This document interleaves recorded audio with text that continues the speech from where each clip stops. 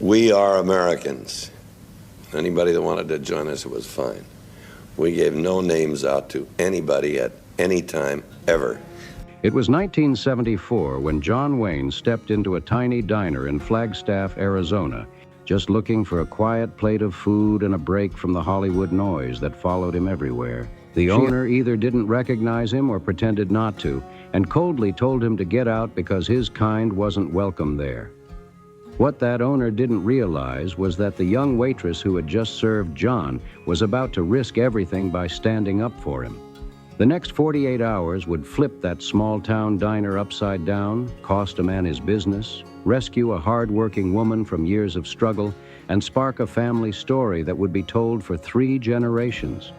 This wasn't just gossip. It was about respect, loyalty, and the real character of John Wayne. John Wayne rolled his dusty pickup into the gravel lot of Miller's Diner a little after 7 p.m., engine ticking as it cooled under the desert sky. The place was modest, 8 booths, a counter lined with spinning stools, faded Route 66 photos hanging crooked on the walls, the kind of roadside joint where truckers fueled up on black coffee and crispy hash browns before hitting the highway again. John had been driving for 6 long hours, shoulders tight, stomach growling, patience running low. He didn't want cameras, didn't want chatter, didn't want anyone asking for a signature. He just wanted a steak, a baked potato, and some peace and quiet. The bell above the door rang sharp and clear as he walked in, boots heavy against the tile floor. A few heads snapped up right away, eyes widening, whispers spreading fast from booth to booth. Some people knew exactly who he was, and you could see it written all over their faces. Others kept eating like nothing happened, either clueless or not impressed. John slid into a corner booth and let out a slow breath, the kind a man gives when he's running on fumes. A young waitress walked over with a menu and a glass of water, steady hands, calm face. She looked to be in her early 20s, dark hair pulled back into a ponytail, eyes tired like someone juggling too many shifts and not enough sleep. Her name tag read, Maria. She offered a polite smile and said, "Evening, sir," she said. "What can I get you?" John didn't hesitate. "Steak, medium rare, baked potato, coffee?" She nodded without blinking. "Coming right up." No squealing, no starstruck reaction, no autograph request. Just simple service with quiet respect. John liked that vibe immediately. He leaned back into the cracked vinyl seat and shut his eyes for a second, letting the road weariness sink into the booth cushions. Tomorrow meant meetings in Albuquerque, handshakes, business talk, long conversations under bright lights. Tonight was supposed to be simple: eat, breathe, leave. But simple wasn't on the menu that night. Harold Miller had owned that diner for 23 years, and he ran it like a tight little kingdom. He was a big man in his 60s with a red face, thick arms, and a scowl that looked permanent. He inherited the place from his father and never changed a thing. Same menu, same rules, same attitude. His way or the highway, no questions asked. And when he spotted John Wayne sitting in one of his booths, he didn't see a legend. He saw disruption. Harold didn't like outsiders, didn't like attention drifting away from him, didn't like anyone who didn't fit neatly into his narrow view of the world. John was white, famous, and powerful, but there was something about him that bothered Harold deeply. Maybe it was the quiet confidence. Maybe it was how the room shifted the second he walked in. Or maybe Harold just couldn't stand that someone else was the center of gravity in his diner. With heavy steps and a stiff jaw, Harold marched straight to John's booth, chest puffed out like he had something to prove. He didn't ease into the conversation, didn't bother with manners. He just stood there and said, "Sir, I'm going to have to ask you to leave." John opened his eyes slowly, calm but alert. "Excuse me." Harold's tone sharpened. "This is a family establishment. We don't serve your type here." John blinked once, confused but steady. "My type?" Harold leaned in slightly, voice tight. "You know what I mean?" Hollywood people coming in here thinking you're better than everyone else. We don't need your business. Because the radical liberals were going to take over our business. John's face didn't twitch, didn't crack. He had faced sharper insults from bigger men in fancier rooms. He replied evenly, "I'm just trying to eat a meal, friend." Harold snapped back fast, "I'm not your friend, and I'm asking you to leave now." The entire diner froze solid at that moment. Forks hovered in midair. Coffee cups paused inches from lips. Every single eye locked onto that booth in the corner. Nobody whispered now. Nobody chewed. They were all waiting to see if the biggest star in America would stand up or walk out. John glanced at the door, then at Harold, then at Maria, who stood frozen behind the counter with his steak trembling in her hands, her face drained of color. The whole room felt tight, like the air had been sucked out. He made his choice. "All right," John said quietly. "I'll go." Maria's heart dropped. She couldn't believe what she was watching. John Wayne, the John Wayne, being pushed out like he was nothing, all because her boss needed to flex his ego in front of a crowd. It wasn't right, and everybody in that diner knew it. She had grown up on his movies. Her father never missed a premiere night and always took her along, popcorn in hand, smiling like a kid himself. When her father passed away 3 years earlier, she sat alone in her tiny apartment and watched The Searchers, crying until the credits blurred on the screen. That man on the screen had meant something to her family. And now Harold was trying to tear him down in public like it was sport. Maria set the plate down hard and walked toward the booth before she could talk herself out of it. "Mr. Miller, he hasn't done anything wrong. He just wanted to eat." Harold didn't even look at her. "Stay out of this, Maria." "But it's not fair." "I said stay out of it." His face turned dark red, voice shaking with anger. "One more word and you're fired. You understand me?" The words rose up inside her like a storm. 3 years she had worked in that diner. 3 years of double shifts, rude comments, greasy aprons, and Harold breathing down her neck like she was never good enough. 3 years barely scraping together rent for a one-bedroom place that leaked every time it rained. And now this? She looked at John. He was on his feet now, calm as ever, pulling his wallet from his pocket like he planned to pay for a meal he never even got. Their eyes locked for a second.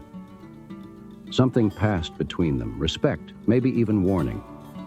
He gave the slightest shake of his head, telling her not to risk it. But Maria was done swallowing her voice. "No," she said firmly.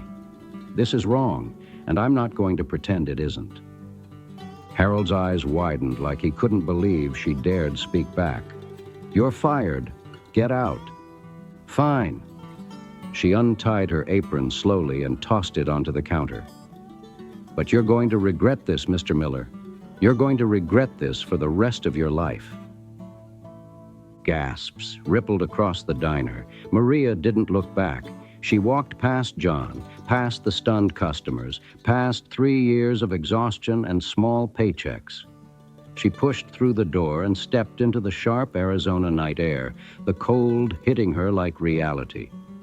John found her leaning against his pickup, shoulders shaking, tears slipping down before she could stop them.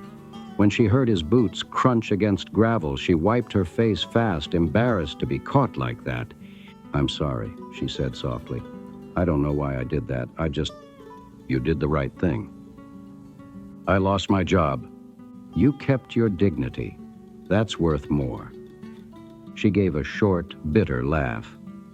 "Dignity doesn't pay rent." Or extreme left wing? Definitely. Any time that is their opinion, fine.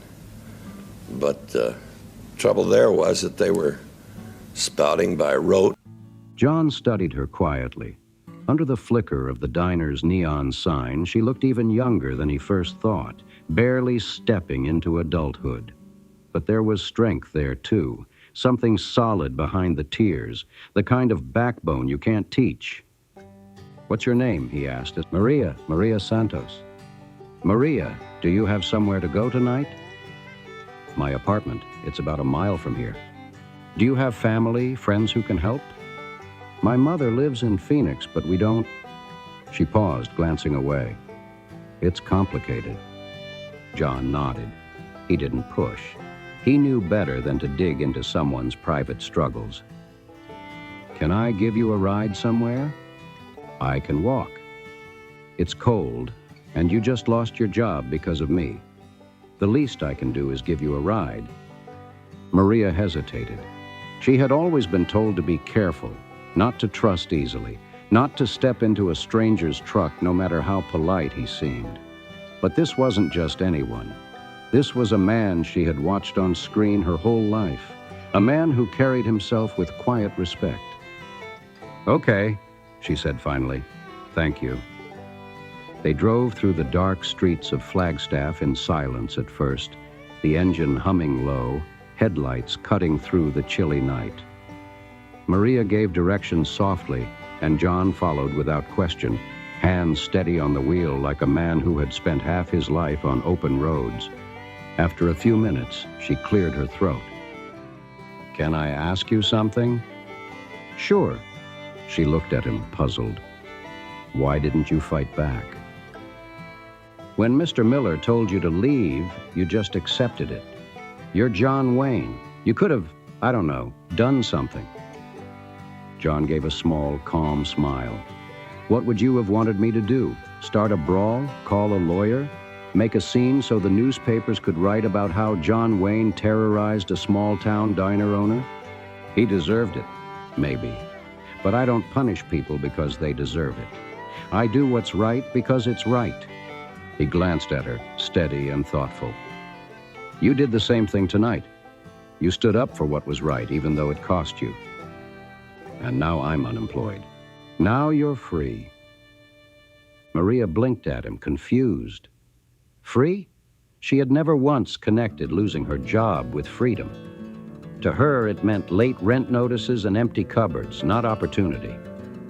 They pulled up in front of her apartment building, a worn-down two-story place with peeling paint, cracked steps, and windows that had seen better decades. The porch light flickered like it was barely hanging on. "This is you?" John asked quietly. "This is me." He studied the building for a long second, not judging, just observing. Maria felt heat rise to her cheeks anyway. She imagined what it must look like through his eyes. A man used to ranch land, big skies, polished hotels. She suddenly felt small standing in front of that tired building. "Thank you for the ride," she said quickly, reaching for the door handle, wanting to escape the moment. "Wait!" She paused. John reached into his jacket and pulled out a business card. Then he grabbed a pen from the glove compartment and wrote something on the back, slow and deliberate. He handed it to her. "I want you to call this number tomorrow. Ask for a woman named Patricia. Tell her I sent you." "Who's Patricia?" "My secretary. She handles things for me." "What kind of things?" "The kind of things that need to be handled."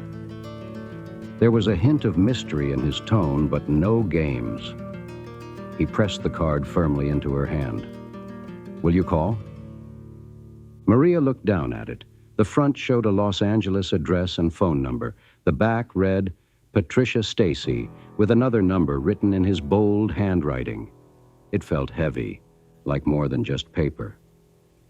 "Why are you doing this?" she asked softly. "Because you stood up for me, and because I can tell you're the kind of person who deserves a chance." Her throat tightened again. She fought back tears, not wanting to cry in front of him twice in one night. "Thank you, Mr. Wayne." "John, call me John."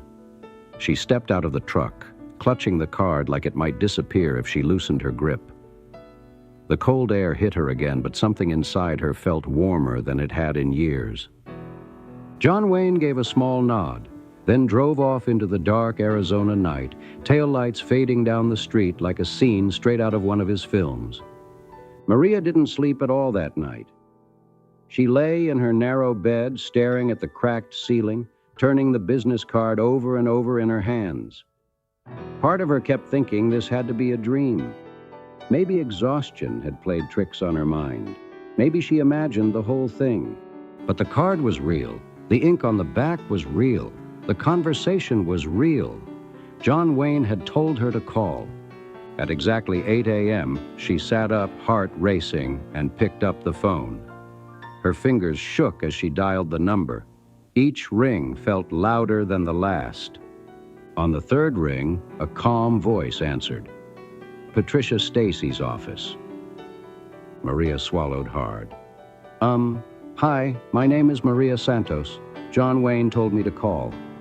There was a brief pause that made her stomach drop. Maria Santos from Flagstaff? Yes. Mr. Wayne told me to expect your call. He explained what happened last night at the diner. I'm sorry you were treated that way. Maria froze. She hadn't expected kindness from a stranger in Los Angeles. She hadn't expected anyone to care. Mr. Wayne has asked me to help you, Patricia continued. He wanted me to tell you that he has a job opening at his ranch in California. If you're interested, we can arrange transportation and accommodation. Maria's heart nearly stopped. A job? At his ranch? Yes. It's a position assisting with operation scheduling, correspondence, general organization. The salary is significantly more than what you were making at the diner. There is also a small cottage on the property available for you to live in. Maria dropped down onto her bed, stunned. Her mind raced, trying to catch up with the words. I don't understand, she whispered. Why would he do this for me? Because that's who he is, Patricia said simply. Mr. Wayne doesn't forget when someone stands up for what's right, and he doesn't let good people struggle when he can help. Tears rolled down Maria's face freely now. Not from shame, not from fear, from relief. When would I start, she asked, voice trembling. As soon as you can get here. We'll send a plane ticket today if you're interested. A plane ticket? Mr. Wayne's instructions were very specific, Patricia replied. He said, you've been walking long enough. It's time someone gave you a ride. 3 days later, Maria Santos stepped off a plane in Los Angeles, her heart pounding like she had jumped into a whole new life overnight. The air felt different, bigger, louder, full of possibility. Waiting near the gate stood Patricia Stacy, sharp suit, sharp eyes, moving with the speed of someone juggling 100 tasks and refusing to drop a single one. Welcome to California, Patricia said smoothly. The car is this way. No small talk, no wasted motion, just straight to business. They drove for nearly 2 hours, leaving the city behind and heading deep into the California desert. Rolling hills stretched for miles, open land glowing under the sun, fences cutting across the earth like lines in a Western film. Finally, massive gates appeared ahead, Wild Goose Ranch, John Wayne's private retreat. The property was enormous, hundreds of acres of wide open space, horses grazing calmly in fenced pastures, ranch hands moving between barns and offices with purpose. It looked unreal, like a movie set brought to life. Mr. Wayne is away on a shoot, Patricia explained as they drove through the gates. But he wanted me to show you around and get you settled in. He'll be back in a few days. Maria barely heard the last part. She was too busy staring. Her cottage sat slightly apart from the main house, cozy and peaceful. It had one bedroom, a working fireplace, a small kitchenette, polished wood floors, and a window that opened to a clear view of the mountains. The sunlight poured in like it belonged there. Is this really mine? She asked, almost afraid to touch anything. For as long as you work here, Patricia replied. Mr. Wayne believes people do their best work when they're comfortable. Maria walked slowly through each room, brushing her fingers over the table, turning on faucets. just to make sure water actually ran, opening cabinets to confirm it wasn't some illusion. Everything was solid, real, hers.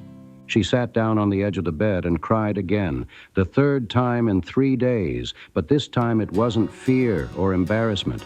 It was hope breaking through years of struggle. From day one, Maria threw herself into the job like she had something to prove. She learned the ranch systems fast, memorized schedules, organized correspondence with clean precision. Within a month, she was handling letters and calls that Patricia hadn't personally managed in years. Within 3 months, she was coordinating large events that brought hundreds of guests onto the property without a single detail slipping. John Wayne noticed.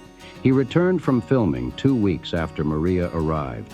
He didn't make a grand entrance, didn't hover over her shoulder. He just watched quietly, the way a seasoned rancher studies the land before making a move. He saw how she worked, focused, steady, no drama. One evening, he walked into the office and found her still at her desk long after sunset. "You're still here?" he asked. Maria looked up, surprised. "I wanted to finish the scheduling for next month." "That can wait until tomorrow." "I know, but I wanted to do it right." He studied her face for a moment. "Why?" "Because you gave me a chance, and I'm not going to waste it." That slow, weathered smile spread across his face, the same one that had filled movie theaters for decades. "I didn't give you anything, Maria. I just opened a door. You're the one who walked through it." He pulled out a chair and sat across from her desk, leaning back slightly. "Tell me something. What do you want out of life? Not this job, not this ranch. What do you really want?" The question hit her hard. No one had ever asked her that before. She had spent so long surviving that dreaming felt almost reckless. "I want to go to college," she said finally. "I want a degree. I want to build something of my own someday." "Why haven't you?" "Money. Time. My father died when I was 19, and I had to take care of myself. There was never..." She paused. "There was never a chance." John nodded slowly, eyes thoughtful. "There's a chance now." 2 days later, Patricia called Maria into her office. "Mr. Wayne has asked me to discuss something with you." Maria's stomach tightened. "Okay." "He would like to pay for your college education." Maria blinked. "What?" "Full tuition, books, living expenses, 4 years at any accredited university. The only condition is that you continue working here part-time while you study." The room felt like it tilted sideways. "I don't understand. Why would he?" "Because you stood up for him when no one else would. Because you have character. And because Mr. Wayne believes the best investment you can make is in another person." Maria shook her head slowly. "I can't accept this. It's too much." Patricia gave a small, knowing smile. "Mr. Wayne expected you to say that. He told me to give you a message." She glanced down at her notepad. "He said, 'The night we met, you threw away your job to defend a stranger. That took courage. Now I'm asking you to have the courage to accept help. Not because you need it, but because you deserve it.'" Maria's eyes filled instantly. "What do I say?" she whispered. Patricia looked at her steadily. "You say yes. And then you work hard enough to prove him right." Maria took those words seriously. She enrolled at Arizona State University the following fall, majoring in business administration with a focus and fire that surprised even her professors. She balanced classes, late-night study sessions, and long summers back at the ranch without complaining. While other students partied, Maria stayed locked in. She graduated with a 3.8 GPA near the top of her class, proving she wasn't just lucky, she was disciplined. In 1978, when she walked across that stage to receive her diploma, she felt the weight of every struggle she had survived, every double shift, every unpaid bill, every doubt that tried to hold her down. John Wayne was there. He sat near the back of the ceremony wearing sunglasses and a wide-brim hat, trying not to draw attention. He didn't want headlines. He didn't want applause. He just wanted to see her win. But Maria spotted him right away. She always did. After the ceremony ended and families crowded the lawn snapping photos, she pushed through the noise until she reached him. "You came." Wouldn't have missed it. Emotion caught in her throat. "Thank you, John, for everything." He gave that familiar, slow shake of his head. "I told you years ago, I just opened a door. You're the one who walked through it." He studied her proudly. "Now you're going to open doors for other people. That's how it works."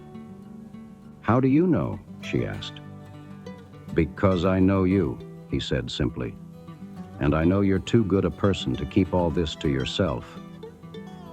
They hugged right there, an aging cowboy and a determined young graduate, surrounded by cheers, camera flashes, and proud families celebrating their own victories. It felt like the end of one chapter and the beginning of another. Neither of them knew it would be the last time they would see each other. On June 11th, 1979, John Wayne passed away. Maria learned the news from Patricia, who called her at her new office in Phoenix. She had just started a management position at a nonprofit organization dedicated to helping disadvantaged young people pursue education. The phone call hit her like a punch to the chest. She cried for hours. She cried for the man who gave her a chance when the world had shut its door. She cried for the steady presence who had quietly become a father figure in her life. And she cried for all the people who would never truly understand who he was beyond the screen. Not just the movie legend, not just the tough guy icon, but the man who drove a fired waitress home because it was the right thing to do.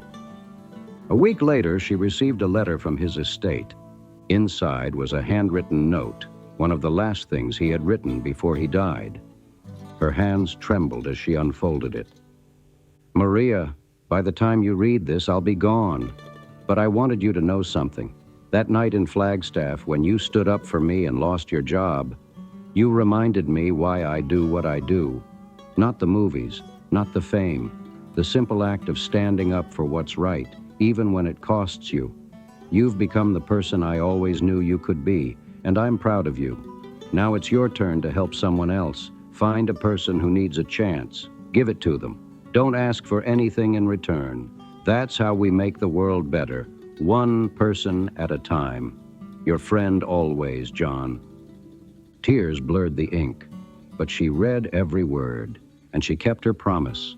Over the next 4 decades, Maria poured everything she had into building that nonprofit. What started as a modest program grew into one of the largest educational foundations in Arizona. She fought for funding, built partnerships, knocked on doors that didn't always open easily. She didn't quit. She helped hundreds of young adults, former waitresses, former dishwashers, people who had been overlooked and underestimated, people who just needed one person to believe in them. And every time she spoke to a new group of scholarship students, she told them the same story. She told them about a cold night in 1974 when she was fired from a diner for defending a stranger. She told them about a man who gave her a ride home and changed her life. She told them that courage isn't just standing up for what's right. It's also having the strength to accept help when it's offered. And she repeated the lesson he gave her. The best investment you can make is in another person. When Maria Santos passed away in 2019 at the age of 72, her foundation had awarded scholarships to more than 3,000 students. 3,000 lives redirected, 3,000 futures rewritten. And the impact didn't stop there. Many of those students went on to launch their own charities, mentorship programs, and scholarships. The ripple effect kept spreading, touching communities John Wayne would never see. But that was never the point. He didn't help her for credit. He didn't help her for headlines. He helped because it was right, and because of one decision made on a cold night in a gravel parking lot outside a small-town diner, thousands of lives shifted course.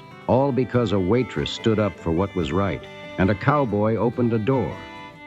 By the time Maria's foundation marked its 40th anniversary, the story of that night in 1974 had become more than a memory. It had become a blueprint.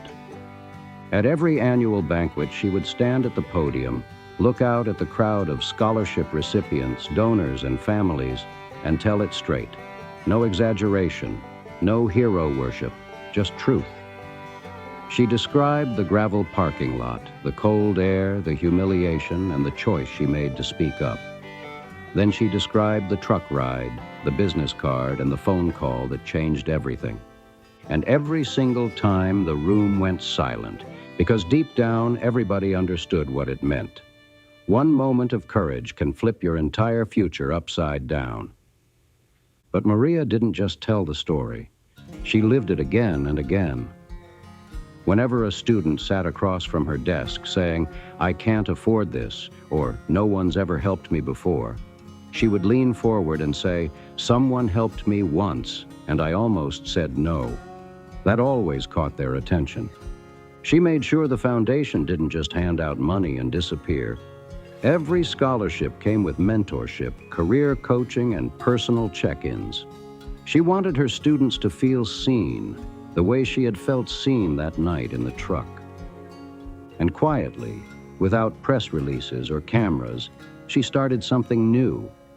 She created what she called the RIDE program. It was simple but powerful. Every scholarship recipient had to commit to helping at least one other person within 5 years of graduating. Not with money necessarily, but with time, guidance, connections, or opportunity. The rule was clear. When someone opens a door for you, you open one for someone else. The chain reaction grew fast. One former dishwasher became a lawyer and sponsored 2 students through law school. A young woman who had once cleaned motel rooms became a teacher and started a tutoring center in her neighborhood. A mechanic's son who earned an engineering degree built a mentorship program for trade school students. The ripple effect turned into a wave. Years later, a journalist researching the foundation asked Maria, "Do you ever think about how different your life would have been if you hadn't spoken up in that diner?" Maria didn't hesitate. "Every day," she said, "but I don't think about the money or the success. I think about who I would have become if I had stayed quiet." That was the real turning point, not the plane ticket, not the ranch, not even the scholarship. It was the moment she decided her voice mattered. On the 50th anniversary of the foundation, a bronze plaque was placed outside the main office building. It didn't mention wealth. It didn't mention fame. It simply read, "One act of courage can echo for generations."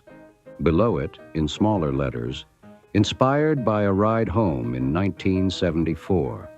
Visitors would often ask about it, and the staff would smile and tell the story once more. And somewhere in that story, between the diner door slamming shut and the truck engine starting up, people realized something powerful. Legends aren't made on movie screens. By the time Maria's foundation hit its 40th anniversary, that cold night in 1974 wasn't just a story anymore. It was a blueprint for action. Every single year at the annual banquet, she would step up to the podium, scan the room packed with scholarship students, donors, families, and community leaders, and tell it straight. No hype, no polishing the details, just the raw truth. She talked about the gravel crunching under her shoes, the sting of losing her job, the fear sitting heavy in her chest, and the choice she made to speak up anyway. Then she would describe the truck ride, the business card, the phone call that flipped her world upside down. And every time the crowd would go completely still, because deep down everyone in that room knew exactly what it meant. One bold decision can redirect an entire life. But Maria didn't just retell the moment. She recreated its impact over and over again. Whenever a student sat across from her saying, "I can't afford college," or "Nobody's ever believed in me," she would lean forward, eyes locked in, and say, "Someone believed in me once, and I almost said no." That line always hit hard. She refused to let the foundation become some cold system that just mailed checks and moved on. Every scholarship came with mentorship, job guidance, networking help, and real conversations. She made sure every student felt valued, not pitied, not rescued, but respected. And behind the scenes, without flashy announcements or media attention, she built something powerful. She called it the RIDE program. The idea was simple, but it carried weight. Every scholarship recipient had to commit to helping at least one other person within 5 years of graduating. It didn't have to be money. It could be mentorship, job referrals, tutoring, advice, anything that opened a door. The rule was clear and non-negotiable. When someone gives you a ride, you give someone else a ride.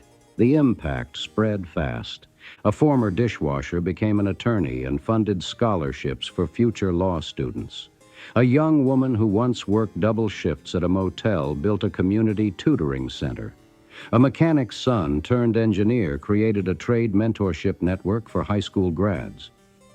What started as one act of kindness turned into a movement. Years later, when a journalist asked Maria, "Do you ever think about how different your life would have been if you hadn't spoken up that night?" She didn't pause for even a second. "Every day," she said, "but I don't think about the success. I think about the kind of person I would have become if I had stayed silent." That was the real turning point, not the ranch, not the tuition, not even the career. It was the moment she realized her voice mattered. On the foundation's 50th anniversary, a bronze plaque was placed outside the main office building. No flashy titles, no celebrity names, just a message that said it all. One act of courage can echo for generations. Underneath, in smaller letters, inspired by a ride home in 1974, visitors still stop and ask about it. And every time, the story gets told again. Because legends aren't made under bright studio lights. They're made in quiet moments, in gravel parking lots, in tough decisions when nobody's clapping.